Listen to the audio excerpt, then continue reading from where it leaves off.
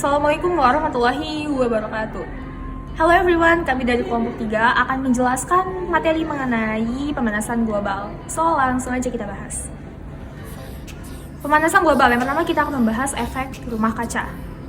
Di atmosfer bumi ini terdapat banyak sekali gas-gas rumah kaca alami. Siklus air, karbon dioksida, dan gas metana adalah beberapa bagian penting yang ada di dalamnya. Tanpa adanya gas-gas rumah kaca tersebut, kehidupan di bumi tidak akan terjadi. Seperti halnya pada planet Mars, bumi juga akan menjadi sangat dingin apabila tidak terdapat gas-gas rumah kaca di dalamnya.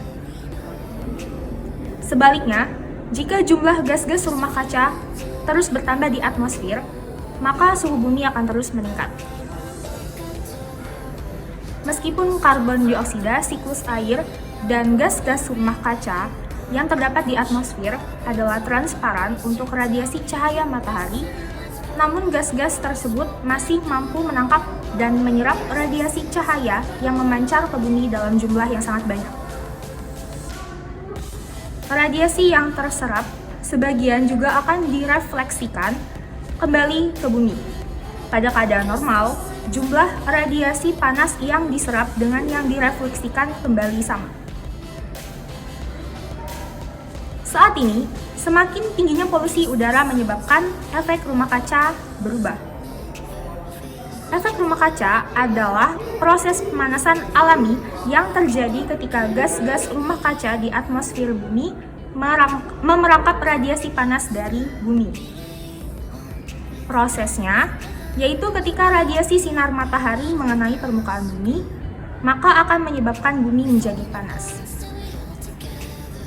Radiasi panas bumi akan dipancarkan lagi ke atmosfer. Panas yang kembali dipantulkan oleh bumi terhalang oleh polutan udara sehingga terperangkap dan dipantulkan kembali ke bumi.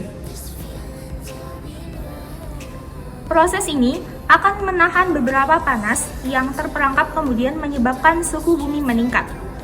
Akibatnya, bumi tetap menjadi hangat dan suhunya semakin meningkat. Gas rumah kaca tersebut memberikan cahaya matahari masuk ke dalam bumi, akan tetapi gas tersebut memantulkannya kembali ke permukaan bumi. Dengan demikian, kondisi bumi tetap hangat. Seperti halnya rumah yang dinding-dindingnya terbuat dari kaca. Para ilmuwan pun telah mempelajari efek rumah kaca sejak tahun 1824. Baron Jean Baptiste Joseph Fourier menyatakan bahwa bumi akan jauh lebih dingin jika tidak memiliki atmosfer. Adanya gas-gas rumah kaca inilah yang membuat iklim bumi layak untuk dihuni. Tanpa adanya efek rumah kaca, permukaan bumi akan berubah sekitar 60 derajat Fahrenheit atau 15,6 derajat Celcius lebih dingin. Berbagai aktivitas manusia seperti penggunaan bahan bakar fosil, penebangan dan pembakaran hutan untuk pengalihan fungsi menjadi lahan pertanian, pemukiman dan industri akan menyumbangkan karbon dioksida ke atmosfer dalam jumlah yang sangat banyak. Lebih dari beberapa periode, karbon dioksida di atmosfer meningkat sekitar 20%. Meningkatnya konsentrasi gas-gas rumah kaca seperti karbon dioksida akan memengaruhi kadar panas di bumi. Banyak dari radiasi matahari yang menyinari permukaan bumi, kemudian direfleksikan kembali ke angkasa. Lebih dari 100 tahun yang lalu, temperatur rata-rata suhu di permukaan bumi meningkat sekitar 0,6 derajat Celcius. Peningkatan temperatur inilah yang disebut dengan pemanasan global. Pemanasan global adalah istilah yang digunakan untuk menggambarkan peningkatan suhu rata-rata atmosfer bumi dan lautan secara bertahap, serta sebuah perubahan yang diyakini secara permanen mengubah iklim bumi. Sekarang kita akan membahas tentang penyebab-penyebab dari pemanasan global. Di antaranya sebagai berikut. Yang pertama, emisi karbon dioksida yang berasal dari pembakaran bahan bakar fosil sebagai pembangkit tenaga listrik. Yang kedua, emisi karbon dioksida yang berasal dari pembakaran gasolin sebagai bahan bakar alat transportasi. Yang ketiga, emisi metana dari hewan, lahan pertanian, dan dari dasar laut Arktik. Yang keempat, deforestation atau penebangan liar yang disertai dengan pembakaran lahan hutan. Yang kelima, penggunaan CFCs dalam refrigerator atau pendingin. Yang keenam, meningkatnya penggunaan pupuk kimia dalam pertanian. Lalu selanjutnya kita akan membahas dampak-dampak dari pemanasan global.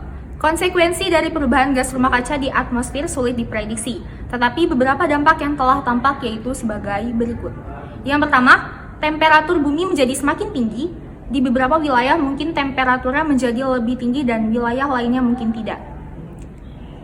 Lalu yang kedua, tingginya temperatur bumi dapat menyebabkan lebih banyak penguapan dan curah hujan secara keseluruhan. Tetapi masing-masing wilayah akan bervariasi. Beberapa menjadi basah dan bagian lainnya kering. Yang ketiga, mencairnya glasier yang menyebabkan kadar air laut meningkat. Begitu pula dengan daratan pantai yang landai, lama-kelamaan akan mengalami peningkatan akibat penggenangan air. Yang keempat, hilangnya terumbu karang. Sebuah laporan tentang terumbu karang yang dinyatakan bahwa dalam kondisi terburuk, populasi karang akan hilang pada tahun 2100 karena meningkatnya suhu dan pengasaman laut. Sebagaimana diketahui bahwa banyak spesies lain yang hidupnya bergantung pada terumbu karang. Selanjutnya, kepunahan spesies yang semakin meluas. Menurut penelitian yang dipublikasikan dalam majalah Nature, peningkatan suhu dapat menyebabkan kepunahan lebih dari 1 juta spesies. Sampai saat ini, hilangnya spesies makin meluas dan daftar spesies yang terancam punah pun terus berkembang dan bertambah. Selanjutnya yaitu kegagalan panen besar-besaran. Menurut penelitian terbaru, terdapat 90% kemungkinan bahwa 3 miliar orang di seluruh dunia harus memilih antara pergi bersama keluarganya ke tempat yang beriklim baik atau kelaparan akibat perubahan iklim dalam kurun waktu 100 tahun. Yang selanjutnya yaitu penipisan lapisan ozon. Lapisan ozon adalah salah satu lapisan atmosfer yang berada di dalam lapisan stratosfer, yaitu sekitar 17 sampai dengan 25 km di atas permukaan bumi. Lapisan inilah yang melindungi bumi dari bahaya radiasi sinar ultraviolet.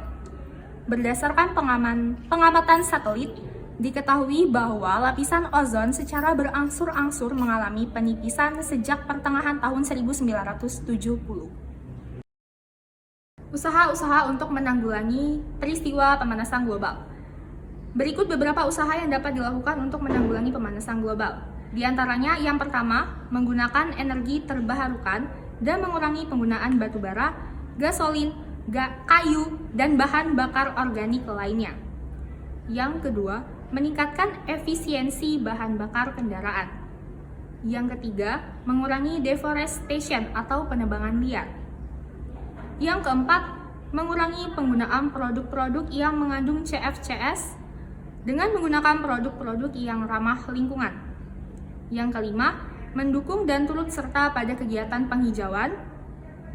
Penelitian dari Louisiana Tech University menemukan bahwa setiap pepohonan hijau dapat menangkap karbon yang cukup mengimbangi emisi yang dihasilkan dari gas buang pengendara mobil selama setahun.